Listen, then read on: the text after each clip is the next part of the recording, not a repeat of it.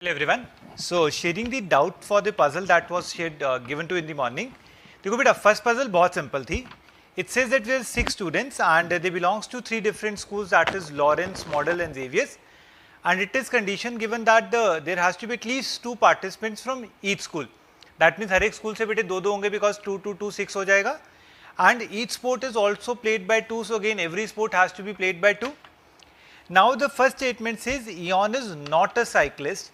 बेटा देखो अगर ईॉन साइक्लिस्ट नहीं है तो हम क्लियरली देख सकते हैं कि ईॉन जो है या वो टेनिस खेलता होगा या बॉक्सिंग कर रहा होगा. दो ही पॉसिबिलिटीज हैं. Then it says Zachary, a tennis player is from the same school as Finn. अब बेटे ईॉन का स्कूल कौन सा है वो भी क्लियर नहीं है, लेकिन कैरी और फिन का स्कूल सेम है. मैंने एक तरह से इनकी ग्रुपिंग्स कर ली और हमें दिया हुआ है कि जो कैरी का स्पोर्ट्स है वो टेनिस है और बेटे ये ग्रुप है क्योंकि इनका स्कूल सेम है. यहां पे स्कूल बेटे सेम आएगा. Then it says Binu a cyclist is from model. Binu जो है बेटे वो साइक्लिस्ट है, साइकिलिंग कर रहा है और वो कह रहा है कि वो किस स्कूल का है, मॉडल का है. ठीक है, Binu a cyclist is from Model, Ian cyclist नहीं है तो वो टेनिस या बॉक्सिंग में था. Dan a boxer is from Lawrence. अब बेटे डैन जो बॉक्सर है वो लॉरेंस से है, तो एक चीज तो क्लियर हो गई कि इन दोनों का स्कूल अलग अलग है. दैट मीन्स इन दोनों का स्कूल ना मॉडल हो सकता है ना लॉरेंस हो सकता है, तो ये पक्का जेवियर्स के थे. फिर दो है Binu and Ian are from different schools. So obviously इसका मतलब बिनू जो है वो मॉडल का नहीं है. अगर बिनू मॉडल का नहीं है तो बिनू किसका होगा, लॉरेंस का. सो लॉरेंस के जो दो आ गए बेटे वो डैन आ गया. अब वो जो डैन है वो बॉक्सिंग नहीं कर सकता. ठीक है, डैन अगर बॉक्सर है तो सेम स्कूल के बॉक्सिंग नहीं हो सकती. डैन क्योंकि बॉक्सिंग कर रहा है तो ये दोनों लॉरेंस के हैं. ये भी क्लियर हो गया. ठीक है, जो बच गया वो मेरे पास औरो है, इसको मैंने एक तरह से यूज कर लिया. मतलब औरो बेटे मॉडल का है. अब ध्यान से देखो तो बच्चे दो टेनिस हो गए, मतलब यहां टेनिस नहीं आ सकता, यहां साइक्लिस्ट भी नहीं आ सकता, तो यहां क्या आएगा, बॉक्सिंग. अगर बेटे यहां बॉक्सिंग है, यहां बॉक्सिंग हो गया, दो टेनिस हो गए, that means this has to be cyclist. Comfortable. तो which sport is played by Auro has to be boxing, option B. Xavier's के पास किसकी रिप्रेजेंटेशन है, ये टेनिस है, साइक्लिस्ट है, बॉक्सिंग नहीं होगा, so that is again option C. Which of the following combination of sports and schools is incorrect, Auro, cycling and Lawrence. बेटे ये इनकरेक्ट है. उसके बाद Kerry, tennis and Xavier's, Kerry, tennis and Xavier's is correct. Fin, cyclist and Xavier's, Fin, cyclist and Xavier's is also correct. Eon, tennis and Lawrence, Eon, tennis and Lawrence, that is also correct.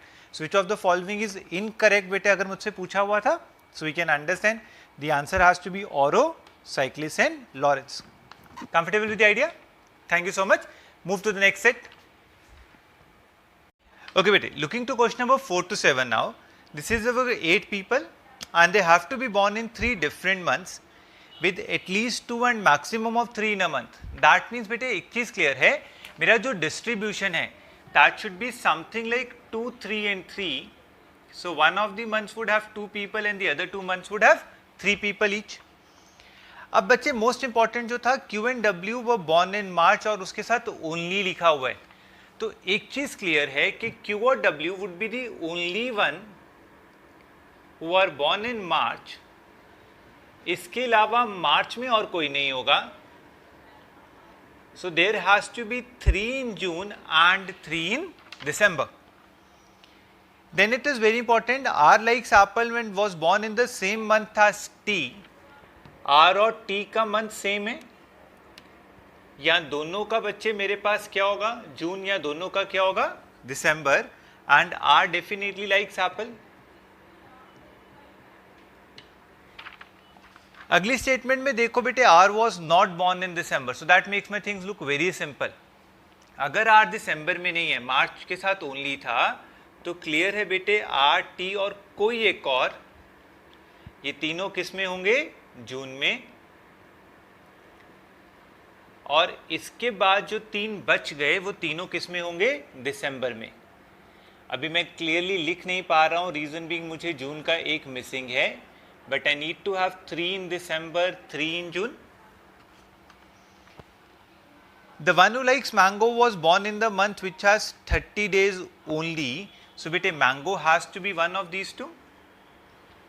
कौन है वो मुझे sure नहीं है, but इतना clear है कि mango इन्हीं में से कोई एक होगा, जून वाले मंथ में है. S likes starry and was born in the same month as you. अब बेटे S और U इसमें एक ही और आ सकता था, इसका मतलब S और U दोनों दिसंबर में बॉर्न है, और S के पास क्या है? Cherry. V does not likes mango. V के पास मैंगो नहीं है.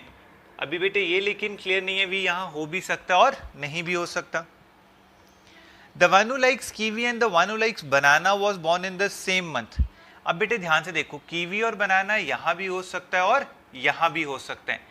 अलग से लिख रहा हूँ कि कीवी और बनाना इकट्ठे आने हैं, बट बच्चा वो मार्च में भी आ सकते हैं और दिसंबर में भी आ सकते हैं. जून पॉसिबल नहीं है बिकॉज कोई एक मैंगो है.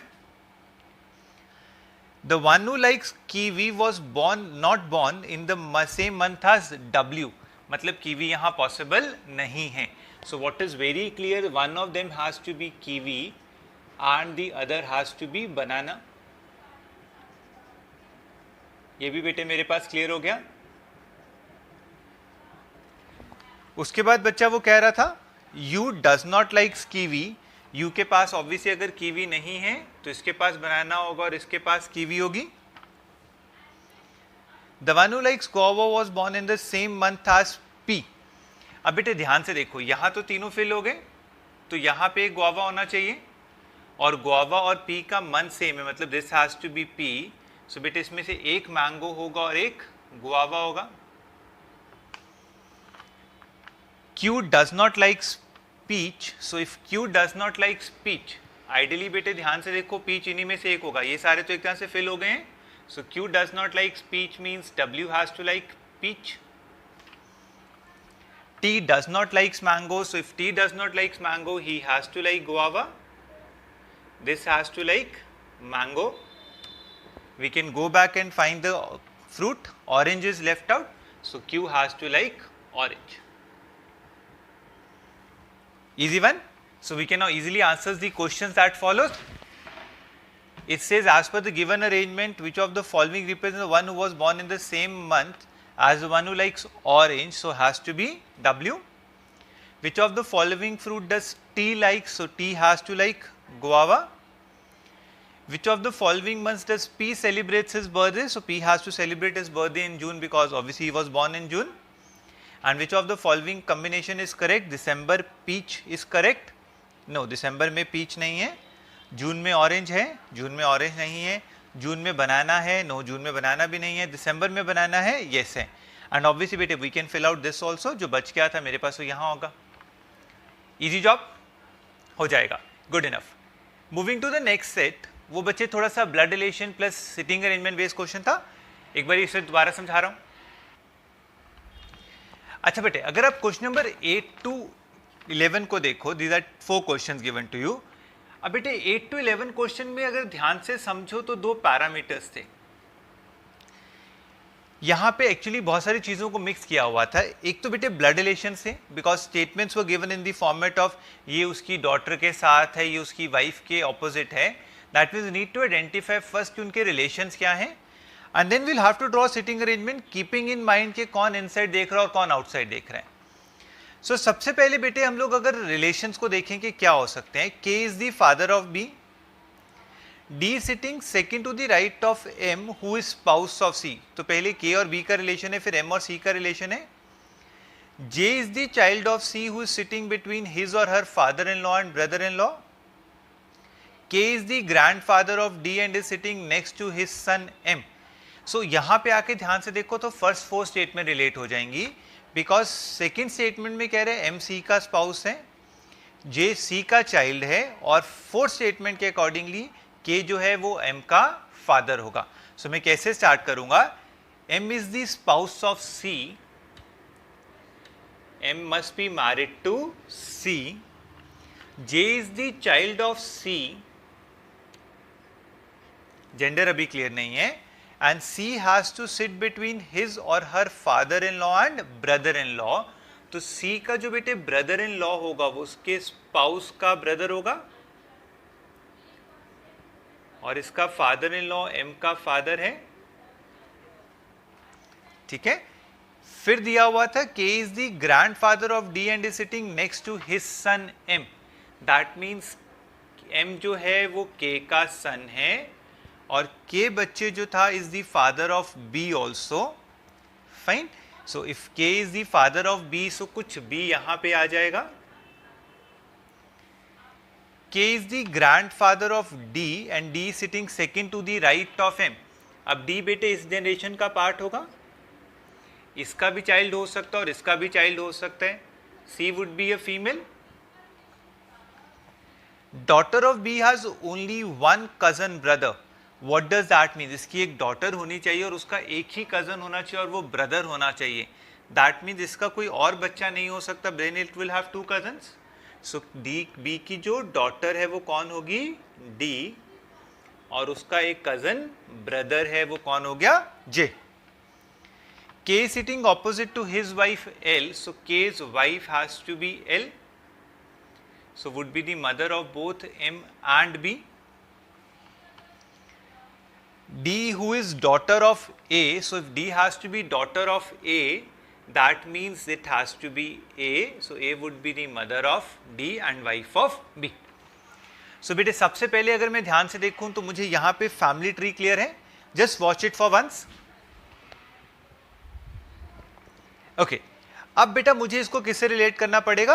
In terms of sitting arrangement, because question में बेटे नेबर्स पूछे हुए हैं, कौन सेंटर में देख रहा है, कौन किसके लेफ्ट में, कुछ ये डिफाइन करना था. अब मुझे क्या करना है, सबसे पहले ध्यान से देखो बच्चे, अगर मैं फैमिली सर्कुलेट बनाऊंगा, I need to have 8 people identifying inside outside. Basic classes सबने लगाई हुई है, जो इनसाइड फेस करते हैं उनके right has to go anti clockwise, और जो आउटसाइड साइड फेस करते हैं उनके right has to go clockwise. Comfortable? कहां से स्टार्ट करूं? K is the father of B and is facing centre, अभी बाकियों से रिलेट नहीं हो सकता. D sitting second to the right of M. J is the child of C and is sitting between his father in law and brother in law, तो C has to sit between B and K, and K has to sit next to his son M. अब यहां से start कर रहा हूं. C को जो relate किया हुआ है बेटे वो किससे रिलेट किया हुआ है? B और K से. सो अगर ये C है, there are two possibilities. Be very clear on that बेटे, हमें इनसाइड आउटसाइड का केस है और ये कहा हुआ है C has to sit between B and K. So मेरे पास दो पॉसिबिलिटीज हैं. अगर C ये है, so has to sit between his और her father in law and his brother-in-law, so he has to sit between K and B. Right left अभी define नहीं था. K is facing the center, so essentially K has to face center. D sitting second to the right of M and K is sitting next to his son M. So K किसके साथ है? M के साथ है. और जो D है वो second to the right of M है. अब इसमें ध्यान से देखो तो बच्चे इधर पॉसिबल नहीं है, so this has to be D.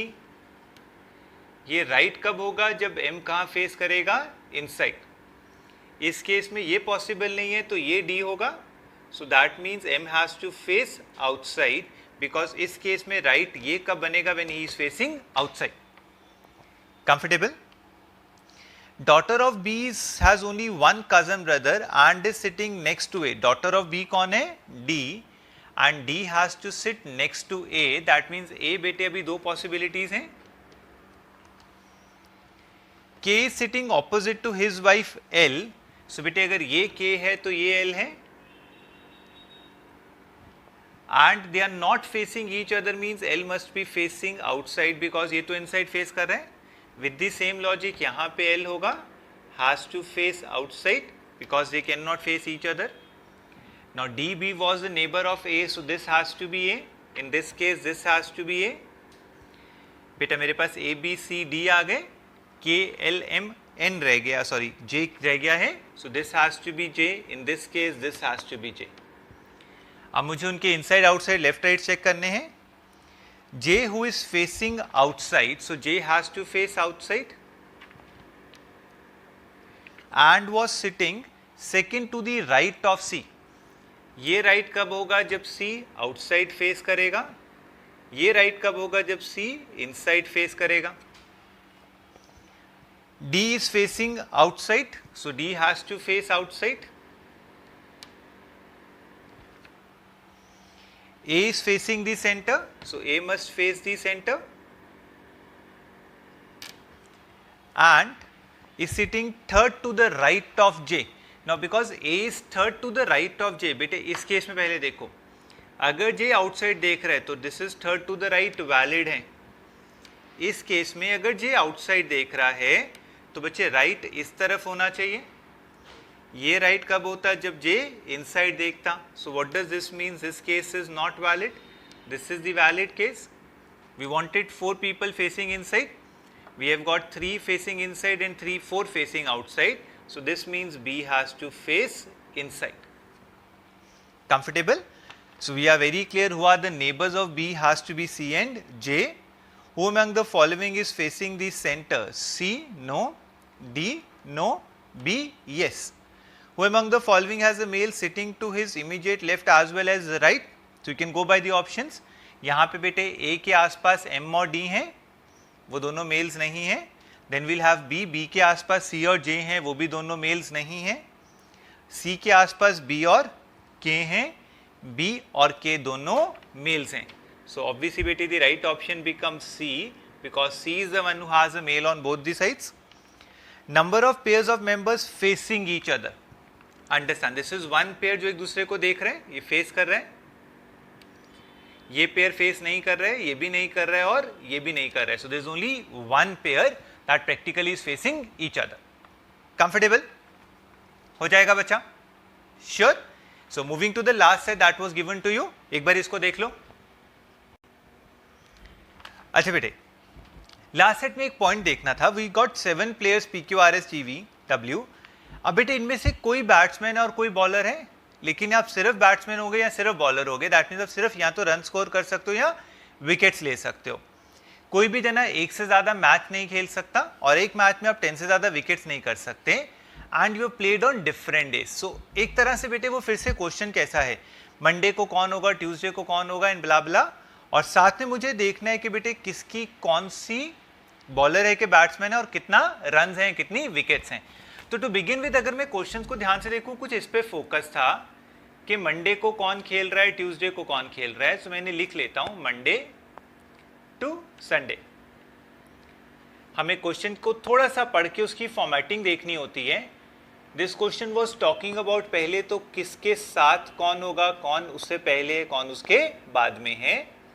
So we are writing Monday till Sunday, we have to allocate 7 people on this.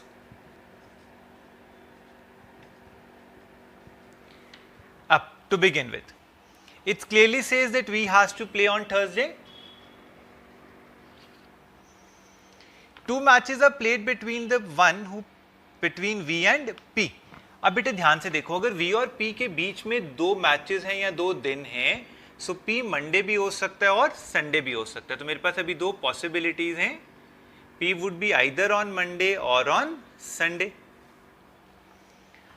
Then it says on the first day of the week the batsman scored half century played in the match. That means he has to score 50 runs.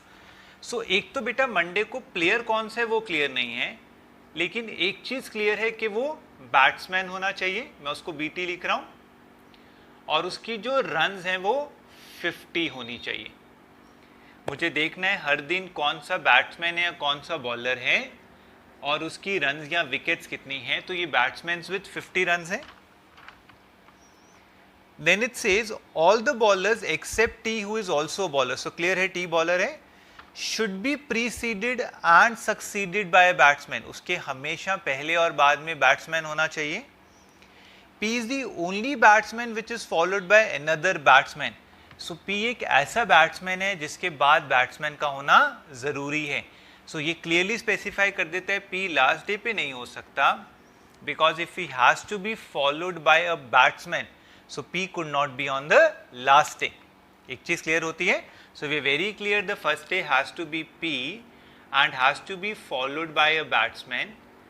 अब ऐसा और कोई batsman नहीं है जिसके बाद दोबारा batsman आ सके इकट्ठा immediately. What does this means? यहाँ पे बॉलर का होना जरूरी है. लेकिन उसने कहा था all bowlers except T who is also bowler is should be preceded and succeeded by a batsman. अब अगर ये बॉलर है, अगर तो ये टी है तो यहाँ पे बॉलर आ सकता है, लेकिन अगर ये टी नहीं है तो इसके बाद पक्का बैट्समैन ही होगा और बैट्समैन के बाद फिर से पक्का बॉलर ही होगा. अभी क्लियर नहीं है, छोड़ रहा हूं. The score of the batsman, इससे क्या क्लियर होगी? यहां पे पहली तो बात बैट्समैन आ गया. अगर ये बैट्समैन है तो ये फिर से कौन होगा? पक्का बॉलर. ठीक है, क्योंकि जो बैट्समैन के बाद सिर्फ पी था जिसके बाद दोबारा बैट्समैन आ सकता है, उसके बाद बॉलर है, ये बैट्समैन है, ये बॉलर ही आएगा. अब वो कह रहे हैं the score of a batsman who plays on Thursday is a perfect square of the score of the player who played on Saturday. Score of the player who played on Saturday. अब ध्यान से देखो बेटे, जो Thursday है इसका मतलब उसका स्कोर क्या हो सकता है? 50 किसी का स्केयर नहीं है, 5 का स्केयर 25 है या 4 का स्केयर 16 है. दैट मीन्स अगर यहाँ पे 25 है तो उसके correspondingly Saturday has to be 5, और इधर 16 है और इधर 4 है, क्योंकि ये इसका स्केयर होना चाहिए. The match played by T is not played immediately on the day immediately before or immediately after V. मतलब यहाँ पे T नहीं हो सकता. अब ध्यान से देखो बेटे, T बॉलर था, वो यहाँ पे भी नहीं आ सकता और यहाँ पे भी नहीं आ सकता. अगर T यहाँ पे होता तो बॉलर के बाद बॉलर आना पॉसिबल नहीं है, because the initial condition was T के अलावा हर बॉलर ऐसा है जिसके इमीडिएटली पहले और बाद में बैट्समैन है. तो अब ये तो टी हो नहीं सकता, बिकॉज टी उसने कहा है कि जो वी है उसके आसपास टी पॉसिबल नहीं है. What does that clearly means कि अगर ये बॉलर है और टी नहीं है तो इसके बाद बैट्समैन का आना ज़रूरी था और उसके बाद बॉलर का आना ज़रूरी था, और ये टी हो नहीं सकता और टी है पक्का बॉलर, तो टी पक्का कहाँ होगा? संडे को. Fine. Only one match is played between the matches played between T and S. So obviously अगर ये T है तो ये S होगा. उसके बाद उसने लिखा है बेटे, the match played by R is played on the day immediately before the day when the match of W is played. तो R W से immediately पहले है. That means this has to be R and this has to be W. जो बच गया बेटे वो Q है, वो definitely यहाँ होगा. Match played by S is not played after the match played by Q. Q के बाद S नहीं आ रहा, पहले आ रहा है, वैलिड हो गया. और लास्ट चीज दी हुई है, the sum of runs and wickets by W and Q is equals to run and wickets of S. अब बेटे मुझे पता है जो W और Q का सम है वो S के इक्वल होना चाहिए. Q के पास तो 5 या 4 है. बेटे ध्यान से देखो, 5 50 में ऐड करूँ, 4 में 16 18 4, किसी में 5 ऐड करने से किसी और चीज़ में पॉसिबल सम नहीं बन रहा है. 5 + 4 9 नहीं अवेलेबल, 5 + 16 21 नहीं अवेलेबल, 5 + 8 13 अवेलेबल नहीं है. दैट मीन्स ये पक्का क्या होना चाहिए? 4. अगर ये 4 है तो बेटे ये पक्का क्या होगा? 16, क्योंकि इसका स्केयर यहाँ आना था. और बेटे किन 4 में किसको ऐड करूं कि फिर से एक और नंबर बन जाए? सो that is the only possible case is 4 + 4 is 8. So what does that means? W and Q both has to be 4, और इनका जो सम है that should be S which has to be 8. Comfortable? So ये 4 8 16 4 आ गया. जो मेरे पास बच गए हैं बेटे वो कौन कौन से बच गए हैं? 25 and 5. अब उसमें से हमें क्लियर था कि बॉलर 10 से ज़्यादा विकेट्स ले नहीं सकता. So this could not be 25, this has to be 25 and this has to be 5. So as per the given arrangement, which of the following represents bowlers? So bowlers has to be what? W, S and T. That is option D. Next is represents the player between W and S. So W and S has to be V. Sum of the wickets taken by all the bowlers. So bowlers has to take 5 plus 8, 13 plus 4, 17 wickets in all. Difference of W and Q. So we are very clear, W and Q, the difference has to be 0. Easy? Perfect? Any doubt, you can definitely post me a message. I'll explain it again. Thank you so much for the day.